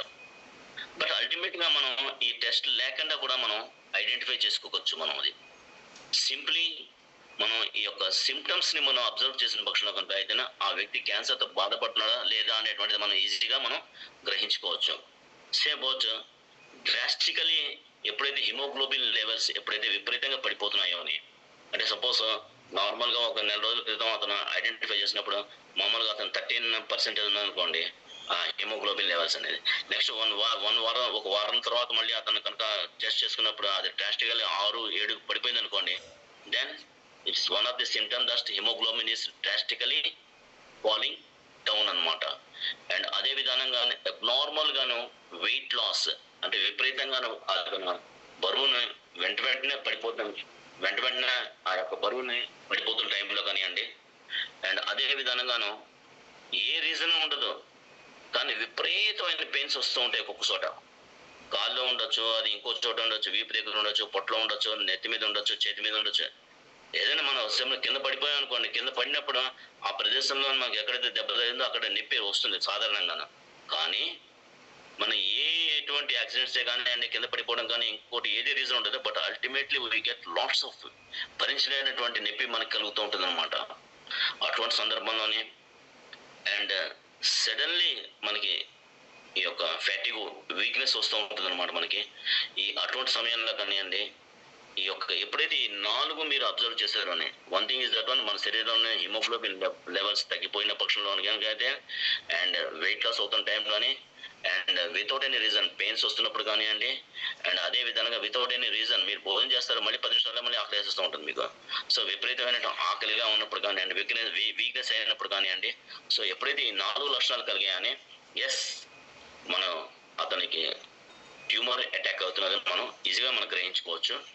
వితౌట్ ఎనీ బయాప్సీ టెస్ట్తోనే నేను చెప్పినటువంటి ప్రక్రియలు మనం చేసిన పక్షంలో కనుక అయితేను definitely you can reverse it అన్నమాట. సో నేను చెప్పినట్టు పరిజ్ఞానంలోనే, నాకున్నటువంటి పరిజ్ఞానంలో నేను ఏదైతే చెప్పానో అది మీరు ఫాలో అయిన పక్షంలో కనుక అయితేనే, ఎప్పుడైతే ఈ యొక్క డ్రాస్టికలీ ఈ యొక్క హిమోగ్లోబిన్ లెవెల్స్ పడిపోవడం కానివ్వండి, వెయిట్ లాస్ అయిపోవడం కానివ్వండి, పెయిన్స్ విపరీతంగా pains without any reason pains వస్తున్నప్పుడు కానివ్వండి, ఇటువంటి ఎప్పుడైతే మనం తగ్గిపోతూ ఉంటాయని నేచురల్గా మీ శరీరంలో ట్యూమర్ సెల్స్ కూడా రివర్స్ అవుతున్నట్టుగా మనకి పరిగణలోకి తీసుకోవచ్చు. బట్ అల్టిమేట్లీ బయాప్సీ టెస్ట్ తీసుకున్న పక్షంలో కనుక అయితేనో ఖచ్చితంగా మీకు క్యాన్సర్ లేకపోయినా కూడాను క్యాన్సర్ వచ్చేటువంటి ఆస్కారం మనకి ఎక్కువగా ఉంటుంది. బట్ మెడికల్ ఫీల్డ్లోనే they will not accept it. Okay, so this is మీరు గ్రహించుకోవాల్సినటువంటిది ఏంటంటే చెక్ చేసుకోండి మీరు. ఇది ఫర్ ఎగ్జాంపుల్ మెమోగ్రామ్ ఉన్నది, మెమోగ్రామ్ దగ్గరకు వచ్చేసరికి ఖచ్చితంగా దాన్ని బ్రష్ని విపరీతమైనటువంటి ప్రెస్ చేస్తారనమాట. ఫర్ ఎగ్జాంపుల్ మీకు 2 బొత్తాయి పళ్ళు ఇచ్చాను, ఒక బొత్తాయి పండు గట్టిగా నొక్కేసాను, ఇంకో బొత్తాయి పండు పక్కన పెట్టాను, ఒక 6 రోజులు పోయిన తర్వాత చూస్తాను ఏది పాడైపోతున్నాయి అంటే ఖచ్చితంగా ఏదైతే గట్టిగా నొక్కిస్తామో అదే పాడైపోతుంది ఖచ్చితంగాను. సో ఈ విధమైనటువంటిది లేకపోయినా కూడా మన శరీరంలో ఉన్నటువంటి ఈ యొక్క క్యాన్సర్ కానీ మన అంతటా మనమే క్రియేట్ చేసుకోగలుగుతాం కొన్ని సందర్భాల్లోనే. సో అటువంటి ఏమీ లేకుండా కూడా మనం ఐడెంటిఫై చేసేదంటే ఈ యొక్క 4 సిమ్టమ్స్ ఎప్పుడైతే కనపడ్డాయో you can very well take care of yourself అనమాట. ఓకే, సో దానికి తగ్గట్టుగా మనం చేయవలసింది ఏంటి, థెరపీస్ దగ్గరికి వచ్చేసరికి కావండి, పర్టికులర్లీ ఈరోజు బాగా ప్రాముఖ్యం చెందింది ఏంటి అంటేనో కెమోథెరపీ.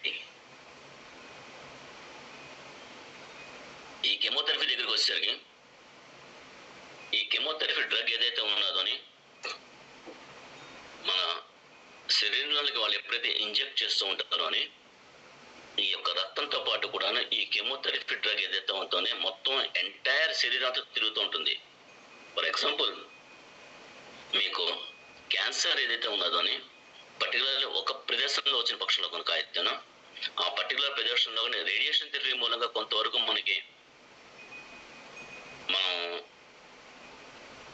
ఈ యొక్క సైడ్ ఎఫెక్ట్స్ ఎక్కడ కొంతవరకు సైడ్ మనం చూసుకోవచ్చు. కానీ కెమోథెరపీ దగ్గరికి వచ్చేసరికి అలా కాదండి. ఈ కెమోథెరపీ డ్రగ్ ఏదైతే ఉన్నదో అని ఎక్కడైతేనో ఈ యొక్క క్యాన్సర్ కణాలు ఉన్నాయి అక్కడే కాకుండానండి మొత్తం శరీరం అంతా కూడా ట్రావెల్ చేస్తూ ఉంటుంది అనమాట. సో ఇట్స్ రేడియేషన్ అనమాట. ఎప్పుడైతే ఈ యొక్క రేడియేషన్ డ్రగ్ ఏదైతే ఉంటుందో మనం మొత్తం శరీరం తిరుగుతూ ఉన్న టైంలోని ఈ యొక్క క్యాన్సర్ సెల్స్నే కాకుండానండి హెల్దీ సెల్స్ని కూడా ఇవి పాడు చేస్తూ ఉంటాయి అన్నమాట. సో ఇది ఎక్కువగా దీని ప్రభావం ఎక్కడ చూపిస్తుంది, ఈ క్యాన్సర్ సెల్స్ ఏదైతే ఉంటాయని విపరీతంగా డివిజన్స్ అయిపోతుంటాయి, 2, 4, 4, 8 ఎప్పుడైతే మారిపోతూ ఉంటాయో వాటి మీద ప్రభావం చూపించడం కోసం అని చెప్పేసి అవి రక్తంతో పాటు ట్రావెల్ చేస్తూ ఉంటాయి. కానీ రక్తంతో పాటు ఎప్పుడైతే ట్రావెల్ చేస్తూ ఉంటాయో అని నార్మల్ సెల్స్ ఏదైతే ఉంటాయని అవి కూడాను చనిపోతూ ఉంటాయి అన్నమాట. సో క్యాన్సర్ సెల్స్తో పాటు నార్మల్ సెల్స్ కూడా దీని మూలంగా దెబ్బతిని ఎన్నో రకాల సైడ్ ఎఫెక్ట్స్ మనకి వస్తున్నాయి అనమాట. అందుకే ఈ థెరపీ చేసుకున్న వాళ్ళని చూడండి, మీకు క్యాన్సర్ థెరపీ చేసాం కానీ వెంటనే నెట్టి మీద ఒక్క వెంట్రుక కూడా ఊడిపోతాయి అవి. సో ఈ కెమోథెరపీలోని డ్రగ్స్కి నార్మల్ సెల్స్కి క్యాన్సర్ సెల్స్కి డిస్టింగ్విష్ చేయలేవు అవి అసలు. ఎందుకంటే అన్ని సెల్స్ ఒకలాగే ఉంటాయి, they cannot distinguish. So only thing is ఎప్పుడైతే ఇవి ట్రావెల్ చేస్తూ ఉంటాయో అని ఆ క్యాన్సర్ సెల్స్ మీద ప్రభావం చేసి రేడియేషన్ మూలంగా ఆ క్యాన్సర్ సెల్స్ వాటి యొక్క గ్రోత్ ని కంట్రోల్ అయిపోతాయి అనమాట అవి. సో దీని మూలంగా ఎన్నో సైడ్ ఎఫెక్ట్స్ వస్తున్నాయని చెప్పాను. అటువంటి సైడ్ ఎఫెక్ట్స్ ఏంటి? బోన్ మ్యారో, డైజెస్టివ్ సిస్టమ్ పాడవుతుంది, హెయిర్ ఫాల్సిల్, స్కిన్ మీద వచ్చేటువంటి ర్యాషెస్ కానివ్వండి, దాని మీద లేదా మార్క్స్, పెద్ద పెద్ద మార్క్స్ లాంటివి రావడమే కానివ్వండి, అండ్ డ్రాస్టికల్లీ వెయిట్ లాస్ కానివ్వండి, అండ్ ఫ్యాటిగో వీక్నెస్ కానివ్వండి, అండ్ వామిటింగ్, అండ్ విపరీతమైనటువంటి దగ్గు, అటువంటివి అన్నీ కూడా మనకి ఈ సైడ్ ఎఫెక్ట్స్ లోని వస్తూ ఉంటాయి అన్నమాట. సో ఈ కెమోథెరపీలో ఉన్నటువంటి ఈ సైడ్ ఎఫెక్ట్స్ అనమాట ఇవి. సో ఇందులోని పర్టికులర్ మీరు అందరూ మీకు బయట కనిపించేటువంటిది హెయిర్ ఫాల్స్. ఎవరైతే కెమోథెరపీ చేసుకుంటారో వాటికి నెత్తి మీద వెంట్రుకలన్నీ ఊడిపోతున్నాయి. ఇది మీరు అందరూ చూసే ఉంటారు చాలా మట్టుకున్నాం.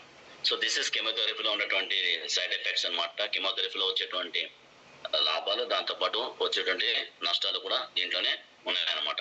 అండ్ పర్టికులర్లీ రేడియేషన్ థెరపీ ఏదైతే ఉన్నదో దీనికంటే కొంచెం మెరుగైనటువంటిది అనమాట. ఈ రేడియేషన్ థెరపీ ఏదైతే ఉన్నదో ఆ రేడియేషన్ పర్టికులర్లీ ఎక్కడైతే వాళ్ళు అనుకున్నారో ఆ ఏరియాలకు మాత్రమే వాళ్ళు ఆ రేడియేషన్ ని ఫోకస్ చేస్తారనమాట. ఎప్పుడైతే ఈ రేడియేషన్ ఫోకస్ చేశారో ఆ ఏరియాలో ఉన్నటువంటి సెల్స్ మాత్రమే దానికి దెబ్బతింటూ ఉంటాయి అనమాట.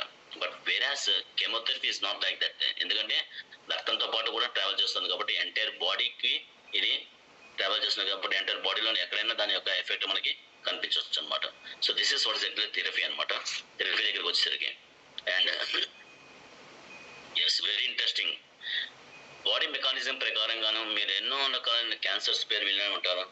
లంగ్ క్యాన్సర్ అని, లివర్ క్యాన్సర్స్ అని చెప్పేసి, కోలన్ క్యాన్సర్స్ అని చెప్పేసి, మౌత్ క్యాన్సర్, స్కిన్ క్యాన్సర్స్ చెప్పి ఇలా ఎన్నో రకాలు విన్నారు. సో మీరు ఎవరైనా సరేను హార్ట్ క్యాన్సర్ అని ఎప్పుడైనా మీరు విన్నారా? Definitely no. సో అటువంటి సమయంలోనే మన శరీరంలోనే హార్ట్ క్యాన్సర్ ఎందుకు రాదు అని దగ్గరకు వచ్చేసరికి ఈ గుండె ఈజ్ ఆల్సో ఏ మజల్, కండరమే. మనం పుట్టక ముందు నుంచి కూడాను, తల్లి గర్భంలో ఉన్నప్పటి నుంచి కూడా ఎప్పుడైతే గుండె తయారవుతుందో అప్పటి నుంచి కూడా చనిపోయే వరకు కూడా నిర్విరామంగా పనిచేసేటువంటి మజల్ ఏదైనా ఉంది అని పక్షంలో కనుక అయితే దట్ ఇస్ నథింగ్ బట్ మీ యొక్క హార్ట్ మాత్రమే. సో ఈ విధంగా పనిచేస్తున్నటువంటి గుండెకి ఆక్సిజన్ లెవెల్స్ అండ్ కంటిన్యూస్ గాను దానికి కావాల్సిన న్యూట్రియన్స్ కూడాను విపరీతంగా సప్లై ఖచ్చితంగా అవ్వాలన్నమాట. సో అటువంటి సమయంలో ఈ మజిల్స్ కి కంటిన్యూస్ గా ఆక్సిజన్ మరియు న్యూట్రిషన్ సప్లై అవుతూనే ఉంటాయన్నమాట. ఇన్ కేస్ ఒకవేళ కనుకను క్యాన్సర్ సెల్స్ ని హార్ట్ మజిల్స్ ని అటాక్ చేయాలనుకునేటువంటి పక్షులో కనుక అయితేను దీని యాంజియోజెనసిస్ ప్యాటర్న్ దాఖలు మీకు చెప్పాను మీకు నేను. దీన్ని ప్రక్రియను ఒక సెల్ నుంచి ఇంకో సెల్ కి వాళ్ళు ఎప్పుడైతే మారాలనుకుంటారో అని దట్స్ కాల్డ్ యాంజియోజెనసిస్ ప్యాత్ అంటారు అనమాట. ఈ యాంజియోజెనసిస్ ప్యాత్ ఏదైతే ఉంటుందో అని ఆ రూపు దాల్చడానికి it takes about 2 to 3 days time తీసుకుంటుంది. సో యాంజియోజెనసిస్ ప్యాత్ తయారవడానికి 2 రోజుల నుంచి 3 రోజుల సమయం తీసుకుంటుంది అనమాట. కానీ మనం యొక్క గుండె మజిల్స్ ఏదైతే ఉంటాయని 20 నిమిషాల కంటే కూడా కనుక ఎక్కువ సేపు కనుక అయిన పక్షంలో కనుక అయితేను అంటే ఆకలికి అంటే starving, they cannot wait for more then 20 minutes అనమాట. దానికి ఆహారం, ఈ ఆక్సిజన్ కానీ న్యూట్రిషన్ కానీ దొరకని పక్షుల్లో కనుక అయితే 20 నిమిషాల కంటే ఎక్కువ సేపు అవి ఉండలేవు. సో ఎప్పుడైతే 20 నిమిషాల కంటే ఎక్కువ ఉండలేవో దానికి ఈ యొక్క న్యూట్రిషన్స్ కానీ ఇంకా ఆక్సిజన్ కానీ రాని పక్షులకు కానీ ఏమవుతుందన్నమాట, ఈ హార్ట్ అటాక్స్ కానీ అండ్ హార్ట్ అటాక్స్ తోని మనిషి చనిపోవడం జరుగుతుంది. అండ్ దేర్ బై యాంజియోజెనసిస్ ప్యాత్ ఏదైతే ఉంటుందో అది తయారయ్యే లోపలేనో ఈ హార్ట్ అటాక్ వచ్చేసేసి పీపుల్ విల్ డై అనమాట. సో ఇది యాక్చువల్గా చెప్పాలనే పక్షులు కనుక అయితేను ఈ యొక్క యాంజియోజెనసిస్ ప్యాత్ ఏదైతే ఉంటుందో అది తయారవడానికి 2 నుంచి 3 రోజుల సమయం తీసుకుంటుంది. బట్ వేరాస్ మన గుండెకి ఆహారం దొరకకపోతేనో కేవలం 20 నిమిషాల కంటే ఎక్కువసేపు అవి మనలేవు. సో అటువంటి సమయంలోనే 20 నిమిషాల కంటే ఎక్కువసేపు అయిన పక్షులు కనుక అయితేనో that leads to heart failure or heart attack. Okay, so angiogenesis తయారయ్యే లోపలే ఈ యొక్క గుండె పనిచేయడం ఆగిపోతుంది. సో అటువంటి సమయంలోనే హార్ట్ క్యాన్సర్ వచ్చేటువంటి ఆస్కారం ఎక్కడ లేదు. దిస్ ఇస్ బాడీ మెకానిజం చెప్పాలనే పక్షంలో కనుక అయితే. ఓకే, ఎప్పుడైతే మీకు పైన ఉదాహరించినట్లు సిమ్టమ్స్ ఇందాక మేము చెప్పని చూసారా అండి, హిమోగ్లోబిన్ తగ్గిపోవడం కానీ, వెయిట్ లాస్ అవ్వడం కానివ్వండి, విపరీత నీరసమే కానివ్వండి, వితౌట్ ఎనీ రీజన్స్ కానీ మనకి పెయిన్స్ అవ్వడం మూలంగా కానివ్వండి, ఇటువంటి ఎప్పుడైతే మీకు కనపడ్డాయని వాటిని మనం ప్రకృతి పరంగాను మరియు ఐఎంసీ వారు సప్లై చేస్తున్నటువంటి సప్లిమెంట్స్ కూడా మనం వాడుకుంటూ ఈ క్యాన్సర్ నుంచి విముక్తి మనం పొందవచ్చు అనమాట. సో మొట్టమొదటిగా మనం తీసుకోవాల్సిన జాగ్రత్తలు ఏంటి, మనం చేయవలసినటువంటి విధి విధానాలు ఏంటి అని దగ్గరికి వచ్చేసరికి పర్టికులర్లీ జంక్ ఫుడ్స్ ఏదైతే ఉంటాయో ఈ జంక్ ఫుడ్స్ని పూర్తిగా మీరు మానేయాలండి. అండ్ అదే విధానంగా యానిమల్ రిలేటెడ్ ఫుడ్స్ ఏదైతే ఉంటాయో ఇంక్లూడింగ్ నెయ్యి, పెరుగు, పాలు ఇటువంటివన్నీ కూడా మీరు మానేయాలి. జంక్ ఫుడ్స్ మరియు యానిమల్ రిలేటెడ్ ఫుడ్స్ ఏదైతే ఉంటే పూర్తిగా మానేయాలి మనం. అది అదే విధానంగా మార్నింగ్ అండ్ ఈవినింగ్ సూర్యరశ్మిలో కనీసం ఉదయం పూట 6 గంట, సాయంత్రం పూట 6 గంట సేపు అయినా ఖచ్చితంగా సూర్యరశ్మిలో ఉండాలి. మధ్యాహ్నం ఉండకండి. మధ్యాహ్నం ఉండడం యూవీ రేస్ మూలంగానే మనకి స్కిన్ మీద ర్యాషెస్ వచ్చే ఆస్కారం ఉంటుంది మనకి. సో అటువంటి సమయంలో మీరు ఖచ్చితంగా నేను బయటకు వెళ్ళాలనే పక్షంలో కనుక యూ కెన్ యూస్ మన ఐఎంసీలోని సన్ స్క్రీన్ లోషన్ ఏదైతే ఉందో దాన్ని అప్లై చేసుకుని బయటకు వెళ్ళొచ్చు. But the people who are having above symptoms ఏదైతే మీకు కనిపిస్తున్నాయో అని వాళ్ళు ఉదయం పూట, సాయంత్రం పూటను 6 గంట సేపు, ఉదయం పూట 6 గంట సేపు, సాయంత్రం పూట 6 గంట సేపు సూర్యరశ్మిలో ఖచ్చితంగా ఉండాలి. అండ్ నవ్వు ప్రతి వ్యక్తి కూడా పెద్ద ఫ్యాషన్ అయిపోయిందండి. 24 గంటలు చెప్పులు లేకపోతే షూలు వేసుకుని తిరగడం అని చెప్పేసి. ఆఖరికి బాత్రూమ్లో వెళ్ళాలని కూడా దానికి బాత్రూమ్ చెప్పులు అంటున్నాడు వాడు. సో ఈ విధంగా గడపడం అనేది దాని మూలంగా ఏమవుతున్నదంటే మనకి భూమిలో నుంచి లభ్యమయ్యేటువంటి ఎలక్ట్రాన్స్ ఏదైతే ఉన్నాయో మనకి శరీరానికి అందటం లేదు. సో కనుక మీరు చెప్పులు లేకుండా నేను ఈ గచ్చు మీద కాదంటే నేల మీద, మట్టి మీద లేదా గడ్డి మీద అటువంటి వాటి మీద మీ పాదాలు మోపాలి. సమంగా గుర్తుపెట్టుకోండి. నేను కిందనే ఉన్నా కదండి, గచ్చు ఉంది కదండి, సిమెంట్తో చేసిన గచ్చు ఉంది కదండి, దాని మీద భూమి మీద నిలబడడం దట్స్ నాట్ కరెక్ట్ అండి. మీరు మట్టి ఎక్కడైతే ఉంటుందో ఆ మట్టి మీద మీ యొక్క పాదాలు ఆంచాలి.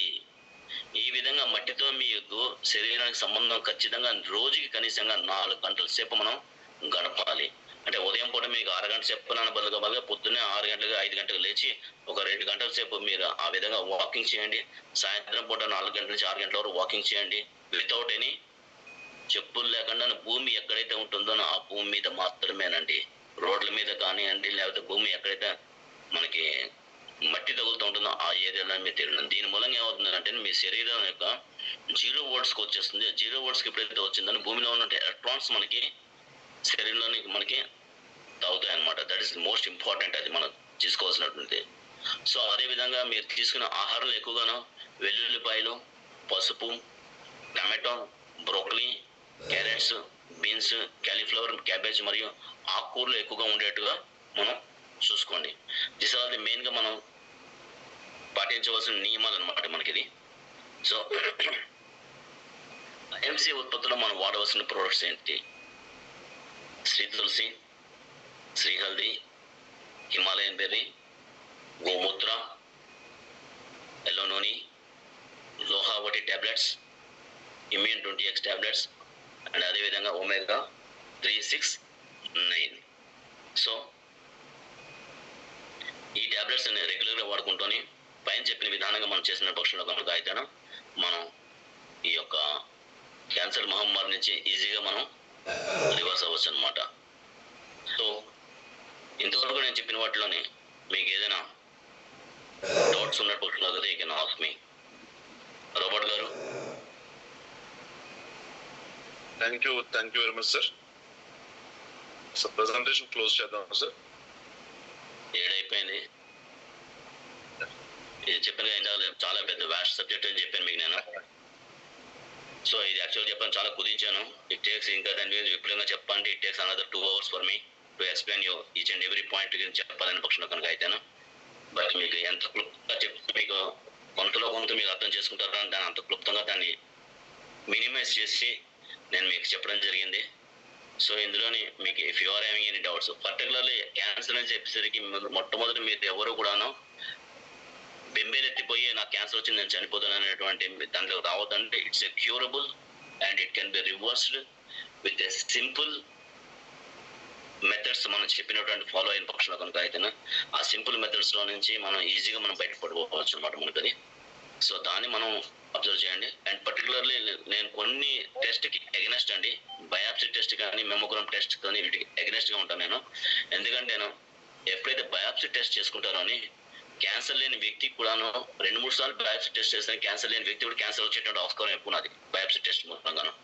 ఎందుకంటే కట్ అనమాట, ఎప్పుడైతే కట్ చేసి ప్రెస్ అవుతుంటానో అక్కడ ఉన్న కణాల్లోనే మళ్ళీ విపరీతమైన లక్షణాలు పెరిగిపోతూ ఉంటాయి అన్నమాట అక్కడ.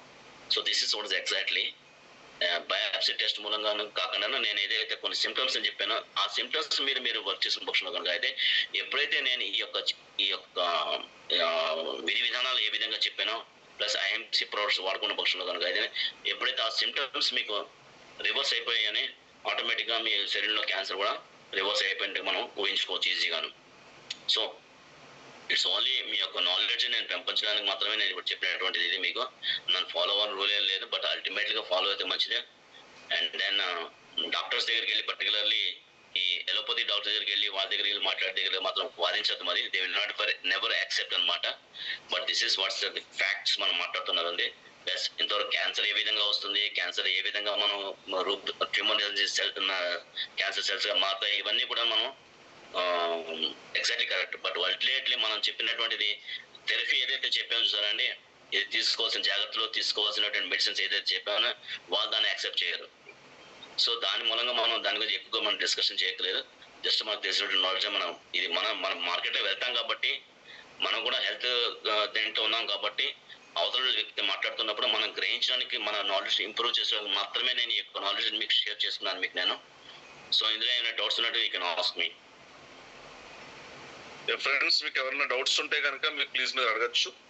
సార్ ఒక అద్భుతమైన టాపిక్ ని ఇన్ఫర్మేషన్ మనకి ఇవ్వడం జరిగింది. ఇప్పుడు ఎస్పెషల్లీ ఆయుర్వేదం పాత్ర క్యాన్సర్ అనే ఒక మహమ్మారి నుంచి బయటికి తీసుకురావడానికి ఎవరైతే ప్రైమరీ స్టేజ్ లో ఉంటారో వాళ్ళకి ఇది సపోర్ట్ చేస్తుందండి, క్యూర్ చేస్తుందని ఎక్కడ మీరు కమిట్మెంట్ ఇవ్వద్దు. జస్ట్ ప్రైమరీ స్టేజ్ లో ఉన్న వాళ్ళకి జస్ట్ సపోర్ట్ చేస్తుంది.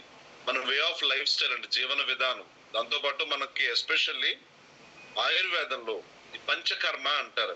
అంటే అందులో మనకున్న ఇబ్బందులు ఏంటి, వామనము అంటారు. సో దాంతో పాటు ఏంటంటే టాక్సిన్స్ డిటాక్సిఫేషన్ అవడం కావచ్చు అండి. నెక్స్ట్ ఏంటంటే ఈ బస్తి అంటారు, అంటే మనకి ఈ లోపల ఉన్న బ్లడ్ ప్యూరిఫికేషన్ అవ్వడం, సవ్యము ముక్కు ద్వారా కొన్ని టానిక్స్ ఇస్తూ ఉంటారు. యాక్చువల్గా నేను వేదిక్ కల్చర్ నుంచి మాట్లాడుతున్నాను. రక్త మోక్షణము అంటే బ్లడ్ ప్యూరిఫికేషన్, ఇలాగా చాలా ట్రీట్మెంట్స్ ఉన్నాయండి. కానీ ఏదైనా సరే ఇది ప్రైమరీ స్టేజ్ లో ఉన్న వాళ్ళకి మాత్రమే. కాబట్టి మీరు ఇవి ఇన్ఫర్మేషన్ మార్కెట్ లో మనం వెళ్తూ ఉంటాం కాబట్టి అండి, prevention is better than cure అంటూ ఉంటారు. కాబట్టి ఏమాత్రం అవకాశం ఉన్నా సరే అప్లైనర్ తో డిస్కస్ చేయండి. ఎవరైనా ఆల్మోస్ట్ వివికే రావు గారు, సో ఇంట్రొడ్యూస్ యువర్ సెల్ఫ్, మీ అప్లైనర్ పేరు, మీరు ఎక్కడి నుంచి మాట్లాడుతున్నారు, మీ డౌట్ అడగచ్చు ప్లీజ్ సార్. అన్మ్యూట్ చేసుకోండి.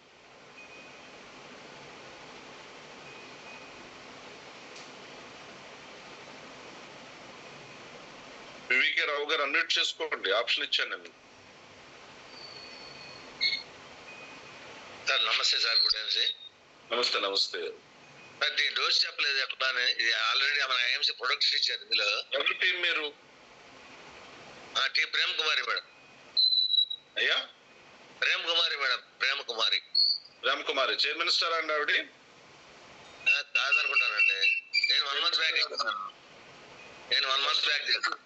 అదే వన్ సెకండ్. మీరు ఎప్పుడైనా ఇంట్రడ్యూస్ చేసుకునేటప్పుడు మీ చైర్మన్ స్టార్ గురించి చెప్తే సో డైరెక్ట్ గా ఫస్ట్ ఆఫ్ ఆల్ డోసేజ్ ఆయన చెప్తారు. మీకు ఏమైనా వేరే డౌట్స్ ఏమైనా ఉన్నాయా? ఏం లేదు సార్, ఇప్పుడు క్లాస్ చెప్పారు కదా, దీని గురించి ప్రిఫర్ చేయాలంటే అట్లా మనకి ఫస్ట్ మీరు 8 దాకా చెప్పారు కదా. క్యాన్సర్ గురించి ఎవరికైనా ప్రిఫర్ చేయాలంటే ఎట్లా? లేదు, మీరు నెలలోనే క్యాన్సర్లు ఎయిడ్స్లు మీరు చేయొద్దండి, అందుకే అప్లైనర్ తోనే డిస్కస్ చేయమంటున్నాం. ఫస్ట్ ప్రిఫరెన్స్ అప్లైనర్. ఎందుకంటే మన యాక్టివ్ పార్ట్ తీసుకునే విధానంలో కంపెనీ రిప్యుటేషన్ ఇబ్బంది అవ్వకూడదు. Okay sir, thank you. Dosage దగ్గరికి వచ్చారు కండి, depend upon the seriousness of the condition. First stage లో ఉన్నప్పుడు డోసేజ్ వేరే ఉంటుంది, థర్డ్ స్టేజ్ లో ఉన్నప్పుడు డోసేజ్ వేరే ఉంటుంది. డోసేజ్ దగ్గరికి వచ్చేసరికి ఫస్ట్ స్టేజ్ లో ఉన్నప్పుడు మామూలుగానే మన 4 drops తులసిను, శ్రీహల్దీను and as well as 1 dose 30 ml గా నేను అలౌ చేస్తాను అనమాట. But ultimately when it is increasing your dosage also should increase అనమాట. అప్ టు 50 ml వరకు 60 ml వరకు నేను డోసేజ్ రికమెండ్ చేస్తాను, depend upon the condition of the cancer cells. Second stage లో ఉన్నప్పుడు ఒకలాగా ఉంటుంది, థర్డ్ స్టేజ్ లో ఒకలాగా ఉంటుంది అన్నమాట. ఫోర్త్ స్టేజ్ లో will not take up. Okay, thank you sir. Thank you. So without అప్లైనర్ డిస్కషన్ లేకుండా మీరు ఎలాంటి ప్రిస్క్రిప్షన్ ఇవ్వద్దు. నెక్స్ట్ బెల్లంకొండ సార్, మీరు అన్మ్యూట్ చేసుకోండి. అమ్మా అన్మ్యూట్ చేసుకోండి అమ్మా. ఈ బయాప్సీ టెస్ట్ ఉంది ఆల్కహాల్ తో చేసే టెస్ట్ కదండి? బయాప్సీ టెస్ట్ ఆల్కహాల్ ఎందుకు వస్తుందమ్మా?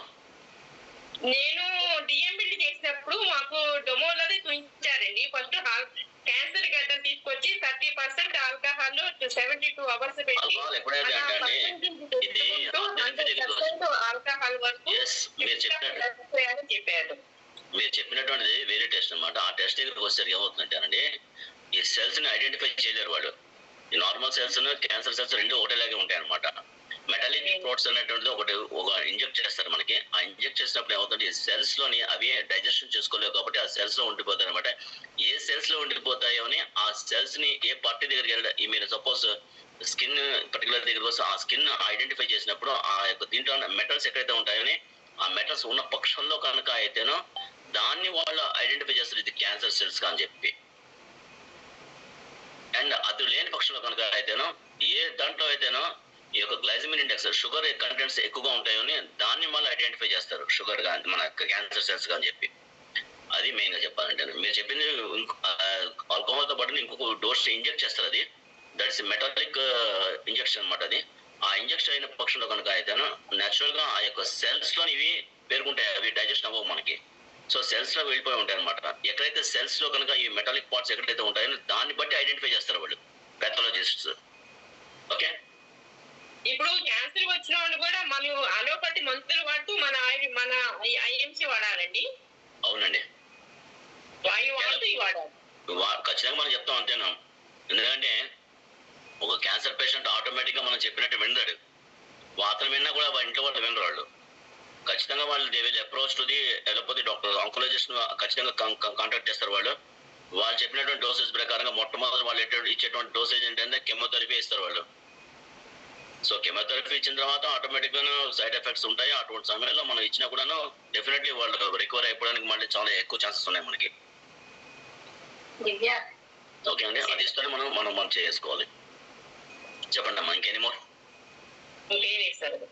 Thank you.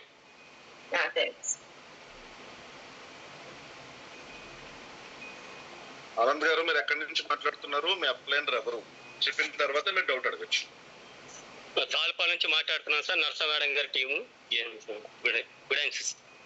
Please sir, cancer first stage లో ఉన్నప్పుడు ఆపరేషన్ అయ్యింది అనుకోండి ఒక పేషెంట్, వాళ్ళు మందులు వాడుతున్నప్పుడు మళ్ళీ క్యాన్సర్ పెరిగే అవకాశం ఉంటుంది సార్? ఖచ్చితంగా పెరుగుతుందండి, ఇది ఖచ్చితంగా పెరుగుతుందండి. మరి అప్పుడు మనం ఈ రెమెడీస్ మన డోసేజ్ మన చెప్పిన ప్రికాషన్స్ మనం ఇచ్చిన డోసెస్ తీసుకునే పక్షంలో కనుక, అండ్ అదే విధంగా నేను చెప్పినటువంటి వాకింగ్ చేయడమే కానివ్వండి, సూర్యస్లో ఉండడం కానివ్వండి, ఇటువంటివి ఏదైతే మనం చెప్పినవన్నీ కూడా ఫాలో అవుతారని 100% they can reverse it. Okay sir, thank you sir. Okay, thank you very much Lakshman ji. ఒక అద్భుతమైన సెషన్. ఆద్యంతం మీరు ఒక వెల్ నాలెడ్జ్ తో చాలా మందికి క్లారిటీ ఇచ్చారు అబౌట్ క్యాన్సర్ కి సంబంధించిన చాలా అద్భుతమైన టెర్మినాలజీని మీరు పరిచయం చేశారు. సో ఇన్ ఫ్యూచర్ లో ఎప్పుడైనా ఎవరితో మాట్లాడుతున్నప్పుడు వాళ్ళు కూడా ఈరోజు సార్ మనకు పరిచయం చేసిన చాలా విషయాల గురించి వాళ్ళు ఏదన్నా డిస్కషన్ మనతో చేస్తున్నప్పుడు ఒక పాయింట్ కనెక్ట్ అవ్వడానికి సెషన్ ఉపయోగపడుతుంది. సో మీరు ఏ నిర్ణయం తీసుకున్నా, ఎలాంటి మెడికేషన్ మీరు ఆయుర్వేదిక్ ప్రొడక్ట్స్ ప్రమోట్ చేయాలన్నా సరే, dear friends, first of all kindly first discuss with your active upline. ఆయనతో డిస్కస్ చేస్తే పైన మనకి టాప్ లీడర్స్ లో చాలా మంది వెల్ నోన్ డాక్టర్స్ ఉన్నారండి, వాళ్ళతో కన్సల్ట్ చేస్తారు. ఒకవేళ మన ప్రొడక్ట్స్ వల్ల ఆయనకి ట్రీట్మెంట్ ఆర్ క్యూర్ దొరుకుతుంది అంటే తప్పండి మనం నిర్మోహమాటంగా అక్కడికి వెళ్ళి బాలకృష్ణ లాగా తొడగొట్టి చూసుకో రాసుకో అంటే అన్ని సందర్భాల్లో కూడా ప్రొడక్ట్ లో దమ్ము ఉండొచ్చు, వాడే విధానం కూడా ప్రాపర్ గా ఉంటుంది. వాడే విధానం ఉండాలి, ప్లస్ యాజ్ వెల్ యాజ్ మనం ఇచ్చినటువంటి నమ్మకం ఉండాలి. క్యాన్సర్ వచ్చినది బెంబేలెత్తిపోకుండాను దాని గురించి పూర్తి అవగాహన తెలుసుకుని నిర్భయంగా ఉన్న పక్షులు మాత్రమే మనకి ఏదైనా రిజల్ట్స్ వస్తాయండి. Thank you very much sir. Friends, ఈ విధంగా ప్రతిరోజు కూడా మనం ఒక అద్భుతమైన ఇన్ఫర్మేషన్ ని తెలుసుకోవచ్చు, మన టీం కి తెలియచేయచ్చు. కాబట్టి ఇప్పటి వరకు సాధించిన అద్భుతమైన సెషన్ కి మనం గ్రాటిట్యూడ్ త్రూ మెసేజ్ ద్వారా తెలియచేద్దాం. సో ప్లీజ్ డియర్ ఫ్రెండ్స్, మీకు ఈ సెషన్ ఎలా అనిపించింది? ఒకవేళ రేటింగ్ ఇవ్వాలి అనుకుంటే కనుక అండి, సో 1 to 10 మీరు అందిస్తాం.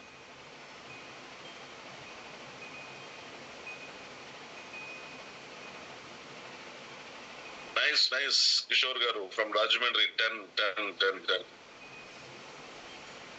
నైస్ సూపర్ అండి.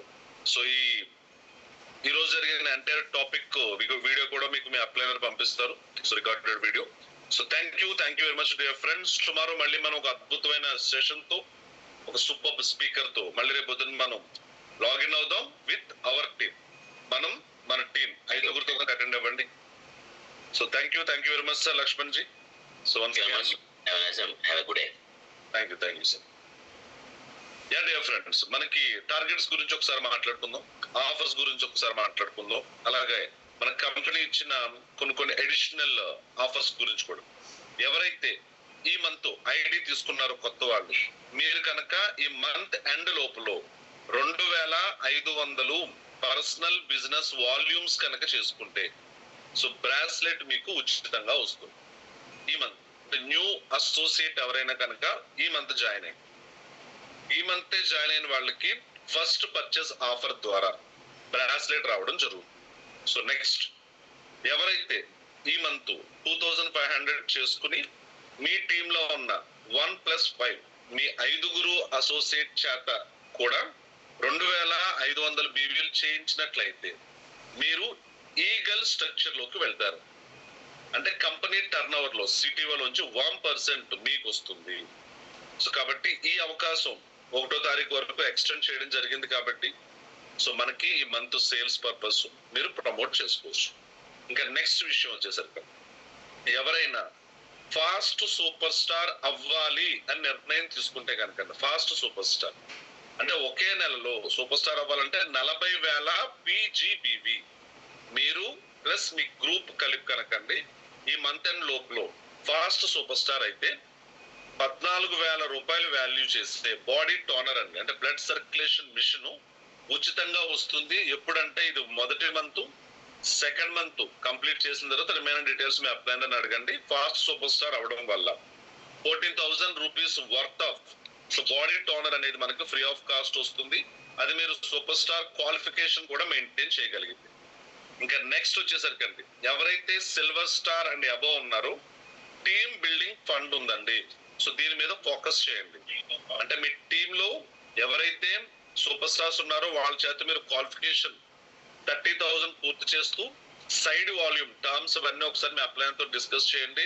రాబర్ట్ గారు ఏదో టీమ్ బిల్డింగ్ ఫండ్ అన్నారు, ఏంటండి అది? నేను ఆల్రెడీ సూపర్ స్టార్ కదా, గోల్డ్ కదా, రూబీ కదా, సో డైమండ్ కదా మీరు అడగచ్చు. సో నెక్స్ట్ వచ్చేసరికి బాలి టూర్ ఉంది.